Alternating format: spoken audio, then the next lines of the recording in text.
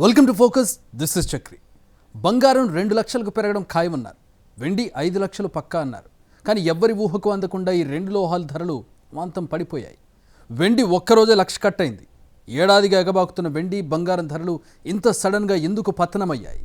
Gold bubble బద్దలైందా? China పసిడి వ్యూహానికి ట్రంప్ ఫెడ్ స్ట్రాటజీకి పుత్తడి చిత్తయిందా?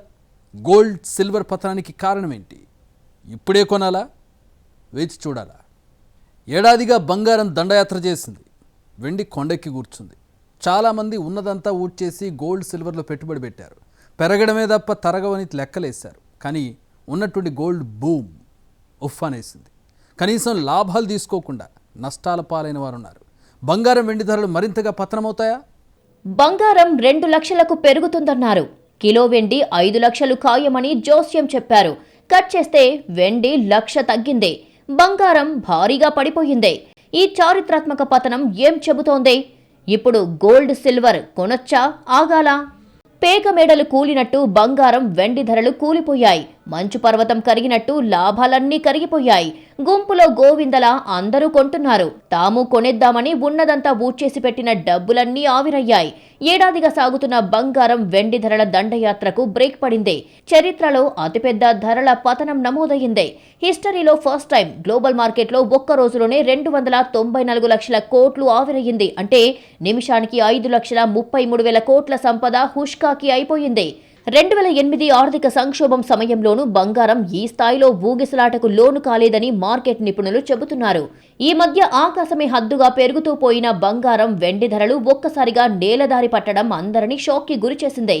ఎప్పుడో ఓసారి ధరలు తగ్గుతాయన్న అంచనాలు ఉన్నప్పటికీ ఈ స్థాయిలో ఎవరూ ఊహించలేదు. అంతర్జాతీయ విపణిలో ఔన్స్ గోల్డ్ రేటు ఒక్క రోజులో $594 అంటే 11% పడిపోయి $4,732కు చేరింది. ఇక సిల్వర్ ధర $36 అంటే 32% డౌన్ అయి $78లకు దిగింది. దీంతో హైదరాబాద్ బులియన్ మార్కెట్లో 24 క్యారెట్ల తులం బంగారం 21,860కి పైగా పతనమయ్యింది. జనవరి 29న 1,78,850 రూపాయలు టచ్ చేసిన గోల్డ్ జనవరి 31 నాటికి ఏకంగా 1,56,450 రూపాయలకి పడిపోయింది. ఇక బంగారంతో పోటాపోటీగా పెరిగిన వెండి ధర కూడా రికార్డు స్థాయిలో పతనమయ్యింది. కిలో వెండి ధర 1 లక్ష పతనమై ఒక దశలో 2,99,000 దిగువకు చేరింది. జనవరి 29న 4,25,000 టచ్ చేసిన కిలో సిల్వర్ ఏకంగా 1,75,000 తగ్గిపోయి 3 లక్షలను టచ్ చేసింది. కొంత రికవరీ 3,50,000కు చేరినప్పటికీ హిస్టారికల్ డౌన్ఫాల్ అయ్యింది. వెండి వెంట పరుగులు పెట్టిన జనం ఒక్కసారిగా ధర తగ్గడంతో ఉసూరుమన్నారు. కొందరు లాభాల వరకైనా విత్డ్రా చేసుకున్నా చాలా మంది మాత్రం కనీసం ప్రాఫిట్ ను బుక్ చేసుకోలేకపోయారు. అంటే వెండిపై వచ్చిన లాభాలు కళ్ల ముందే కరిగిపోయాయి. డిజిటల్ గోల్డ్ సిల్వర్ కొన్నవారిలో కొందరు అప్పటికప్పుడు ఉన్నదంతా అమ్మేయగా మరికొందరు ఇంకా వెయిట్ చేద్దామని భావించారు. పెరుగుట విరుగుట కొరకేనని కొంతకాలం నుంచి మార్కెట్ నిపుణులు వార్నింగ్ ఇస్తున్నా అప్పులు చేసి మరీ వెండి కొన్నవారు లాస్లతో లబోదిబోమన్నారు. పెళ్లిళ్ల సీజన్ కావడంతో ఎప్పుడెప్పుడు తగ్గుతాయా అని ఎదురు చూస్తున్న వారికి విలువైన లోహాల ధరల పతనం ఊరటనిచ్చే విషయం.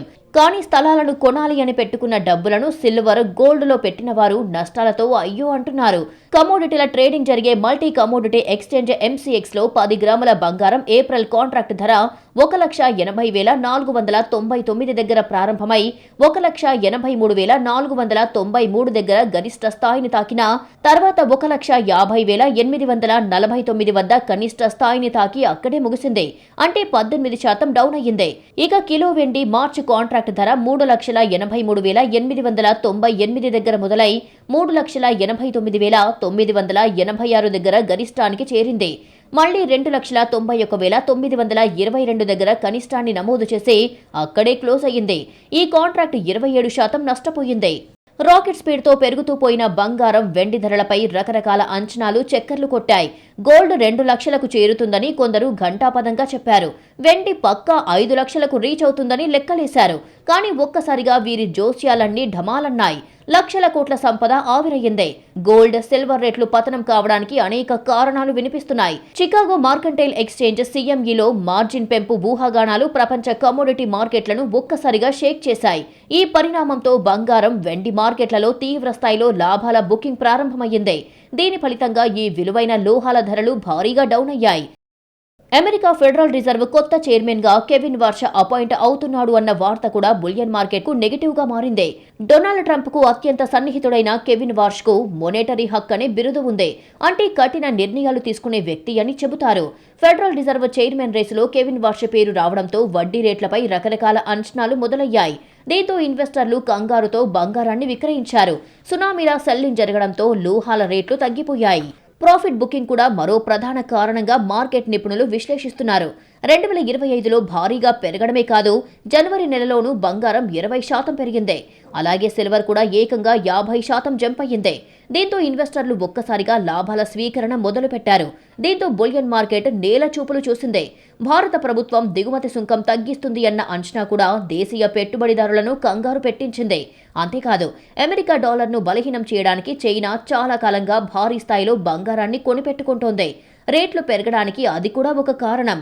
ఇప్పుడు చైనాకు కౌంటర్గా ఫెడరల్ రిజర్వ్కు కెవిన్ వార్ష్ను నియమించి డాలర్ బలోపేతానికి ప్రయత్నిస్తున్నాడు ట్రంప్. కెవిన్ వార్ష్ ఫెడ్ రిజర్వ్ పగ్గాలు చేపట్టనున్నారు. ఇక డాలర్ రేటు డామినేషన్కు తిరుగుండదన్న వార్లు కూడా బంగారం రేట్లను పడేశాయి. చరిత్రలో బంగారం వెండి పతనాలు ఎన్నో ఉన్నాయి. పడిన ప్రతిసారి అంతే వేగంగా పుంజుకున్న సందర్భాలెన్నో.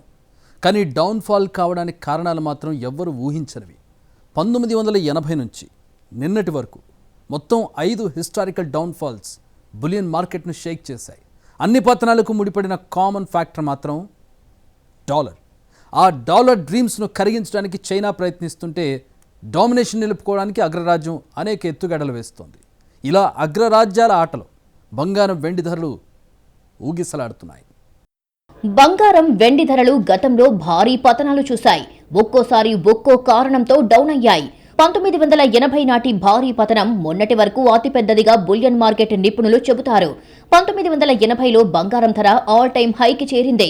అయితే అమెరికా ప్రభుత్వం వడ్డీ రేట్లను 20% పెంచడంతో 2 సంవత్సరాల వ్యవధిలో బంగారం ధర 58% తగ్గింది. అలాగే 1980 మార్చిలో హంట్ బ్రదర్స్ ప్రపంచం వెండి మార్కెట్ను శాసించాలి అనుకున్నారు. వెండి మొత్తం కొనుగోలు చేయాలని ప్రయత్నించారు. కానీ మార్కెట్ రూల్స్ మారడంతో వెండిని విక్రయించాల్సి వచ్చింది. దీనివల్ల వెండి ధర ఒకే రోజులో 33% కుప్పకూలింది. 2013లోనూ అత్యంత భారీ పతనాన్ని నమోదు చేసింది బులియన్ మార్కెట్. 2 రోజుల్లోనే 13% ఆవిరయ్యింది. అమెరికా ఆర్థిక వ్యవస్థ పుంజుకోవడంతో ఇకపై ఉద్దీపన పథకాలు అవసరం లేదని ప్రభుత్వం భావించడమే 2013లో వెండి, బంగారం రేట్లు బాగా తగ్గడానికి కారణం. 2026 ప్రారంభానికి ముందు బంగారం, వెండి ధరలు రాకెట్ స్పీడ్తో నింగిని తాకాయి. అయితే అక్టోబర్ 2025లో భారతీయ, చైనీస్ ఇన్వెస్టర్లు భారీగా లాభాలను వెనక్కి తీసుకోవడంతో రేట్లలో బిగ్ కరెక్షన్ కనిపించింది. ఇప్పుడు మాత్రం గతంలో ఎన్నడూ లేనంతగా కమోడిటీ మార్కెట్లు షేక్ అయ్యాయి. నిన్నటి రోజున జరిగిన ఈ పతనం చరిత్రలోనే అతిపెద్దదిగా మార్కెట్ నిపుణులు చెబుతున్నారు. దీనికి కారణం కొత్త ఫెడ్ చైర్మన్ కెవిన్ వార్ష్ వడ్డీ రేట్లపై కీలక నిర్ణయం తీసుకుంటారు అన్న సంకేతాలతో బులియన్ మార్కెట్ కంగారు పడింది. దీంతో ఇన్వెస్టర్లు బంగారం, వెండిని వదిలించుకొని డాలర్కు ఓటేశారు. ఎవరి కెవిన్ వార్ష్? బులియన్ మార్కెట్ ఎందుకింతగా అదిరిపడింది? ఇక ముందు ఏం జరగబోతోంది అనే ప్రశ్నలు గోల్డ్, సిల్వర్ ఇన్వెస్టర్లను కుదురుగా ఉండనివ్వడం లేదు. అమెరికా అధ్యక్షుడు డొనాల్డ్ ట్రంప్ రెండోసారి వైట్ హౌస్ పీఠం ఎక్కినప్పటి నుంచే ఫెడరల్ రిజర్వ్ బ్యాంకుతో ఏమాత్రం పొసగడం లేదు. వడ్డీ రేట్లపై ఫెడ్ ట్రంప్ చెప్పిన మాటలను ప్రస్తుత చైర్మన్ జెరోమ్ పావెల్ అంతగా పట్టించుకోలేదు.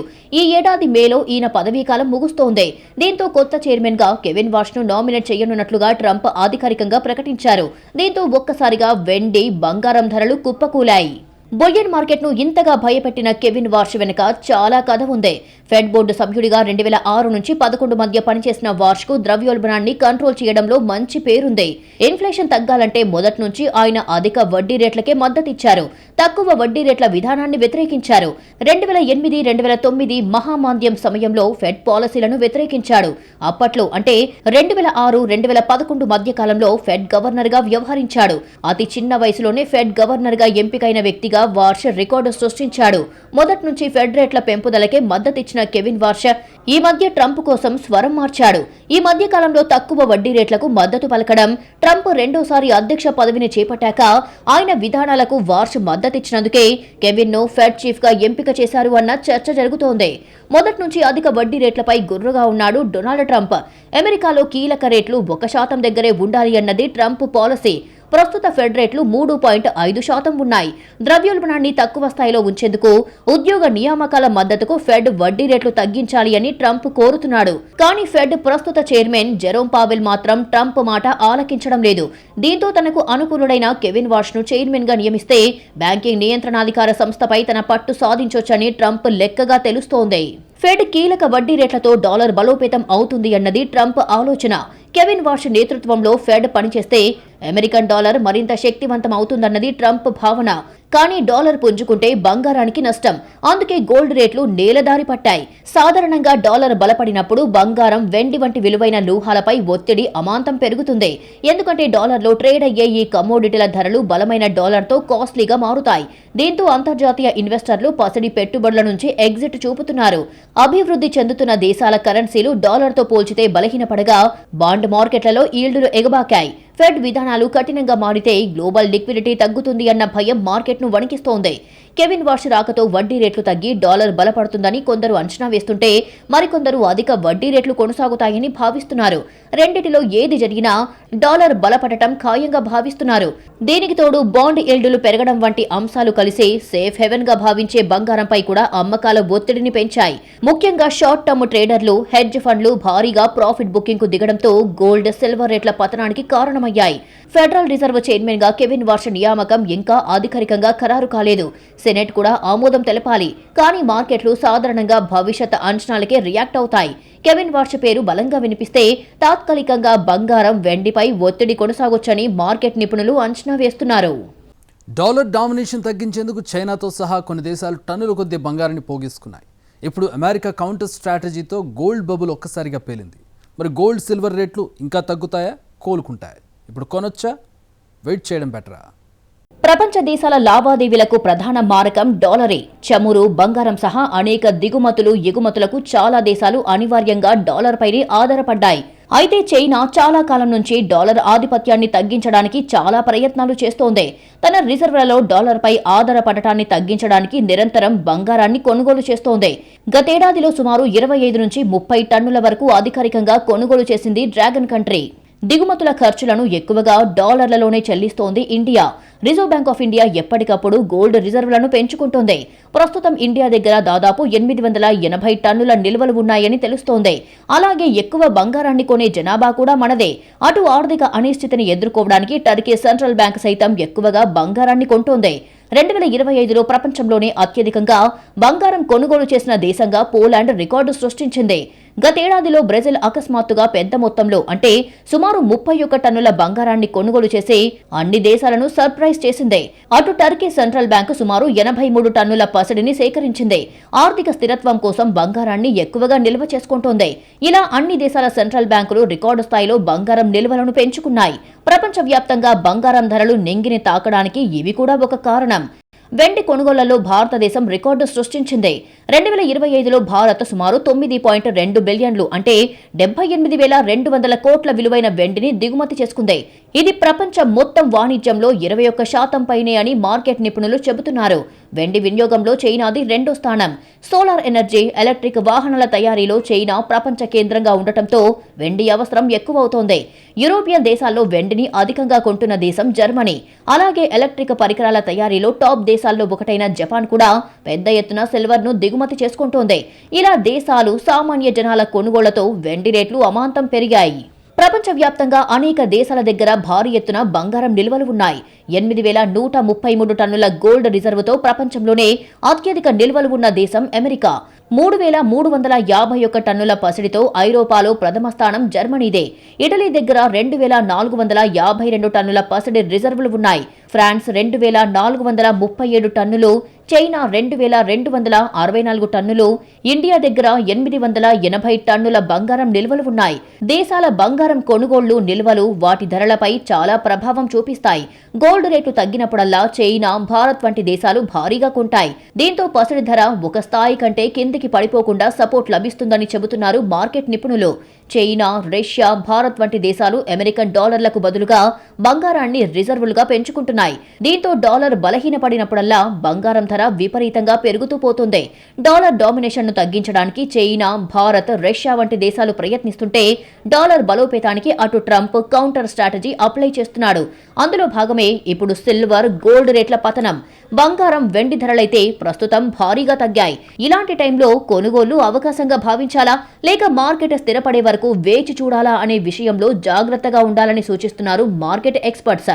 పారిశ్రామిక అవసరాలకు నిత్యం డిమాండ్ ఉంటుంది కాబట్టి వెండి ధర దీర్ఘకాలంలో పెరుగుతుందన్న అంచనాలు ఉన్నాయి. అయితే ఉన్న డబ్బంతా వెండి లేదా బంగారంలో పెట్టుబడిగా పెట్టడం మంచిది కాదని నిపుణులు హెచ్చరిస్తున్నారు. విడతల వారీగా ఇన్వెస్ట్ చేస్తే మంచిదంటున్నారు. బంగారం, వెండి ధరలపై పెట్టుబడి పెట్టిన వారు ఎక్కువ కాలం ఓపికగా వేచి చూస్తే మంచి రాబడులు వస్తాయంటున్న బులియన్ మార్కెట్ ఎక్స్పర్ట్స్ ఎప్పటికప్పుడు రేట్లను పరిశీలిస్తూ ఉండాలని సూచిస్తున్నారు. రానున్న కాలంలో ట్రంప్ మరో దేశంపై దండెత్తితే బంగారం, వెండి ధరలు అమాంతం పెరిగే అవకాశం ఉంది. ఇది సామాన్యులకు ఇబ్బందే. అలాగే ఫెడ్ చైర్మన్ గా కెవిన్ వార్ష్ పగ్గాలు చేపడితే డాలర్ బలోపేతమై వెండి, బంగారం రేట్లను మరింత కిందికి దింపే అవకాశం ఉంది. కాబట్టి ఎప్పటికప్పుడు రేట్లను గమనిస్తూ పెట్టుబడుల విషయంలో జాగ్రత్తగా ఉండాలని నిపుణులు చెబుతున్నారు.